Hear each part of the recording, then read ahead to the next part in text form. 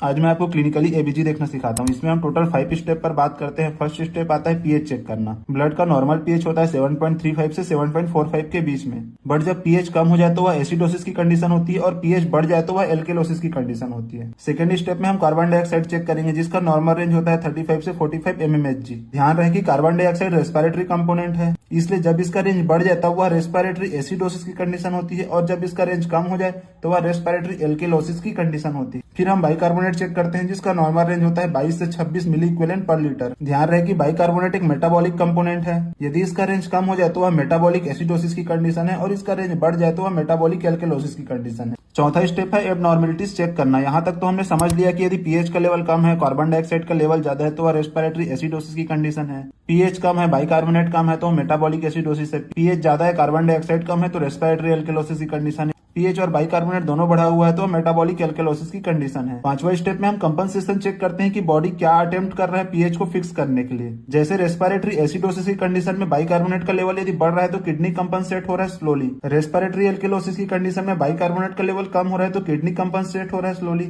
और यदि metabolic acidosis की कंडीशन में यदि कार्बन डाइऑक्साइड का लेवल कम हो रहा है, this is a lung blow of condition. एक मोस्ट इंपॉर्टेंट विंटर्स फॉर्मूला, इसमें एक्सपेक्टेड कार्बन डाइऑक्साइड होता है 1.5 into bicarbonate plus 8 plus -2 and another step आता है एनायन गैप। और मेटाबॉलिक एसिडोसिस यानी पीएच कम हो और बाइकार्बोनेट का लेवल भी कम हो। एनायन गैप का फॉर्मूला होता है sodium minus chloride plus bicarbonate. यदि मेटाबॉलिक एसिडोसिस की कंडीशन में एनायन गैप हाई आता है तब हम इस कंडीशन को एक निमोनिक से समझते हैं, मड पाइल्स, जिसमें इसका कारण हो सकता है मेथेनॉल, यूरेमिया यानी सीकेडी की कंडीशन में, डीके की कंडीशन में, पॉलिनिन ग्लाइकॉल की कंडीशन में, आयरन आईएनएच की कंडीशन में, एल मींस लैक्टिक एसिडोसिस की कंडीशन में, E means ethanol glycol and salicylate. यदि मेटाबॉलिक एसिडोसिस की कंडीशन में एनायन गैप नॉर्मल हो तो वह डायरिया की कंडीशन में या रीनल ट्यूबुलर एसिडोसिस की कंडीशन हो सकती है। अब एक कॉमन क्लिनिकल सिनेरियो देखते हैं। यदि सीओपीडी की कंडीशन है तो कार्बन डाइऑक्साइड का लेवल बढ़ा मिलेगा, पीएच कम मिलेगा, बाइकार्बोनेट का लेवल भी बढ़ा मिलेगा, यानी यहाँ chronic respiratory acidosis with compensation की कंडीशन है। दूसरा, अस्थमा के केस में कार्बन डाइऑक्साइड का लेवल अर्ली तो कम देखने को मिलता है लेकिन लेटर या बढ़ा देखने को मिलता है। डीके के केस में पीएच कम देखने को मिलता है, बाइकार्बोनेट का लेवल कम देखने को मिलता है और कार्बन डाइऑक्साइड का लेवल भी कम देखने को मिलता है विद कंपनसेट। सेप्सिस की कंडीशन में पीएच कम देखने को मिलेगा, बाइकार्बोनेट कम देखने को मिलेगा, लैक्टेट बढ़ा देखने को मिलेगा, दिस इज लैक्टिक एसिडोसिस।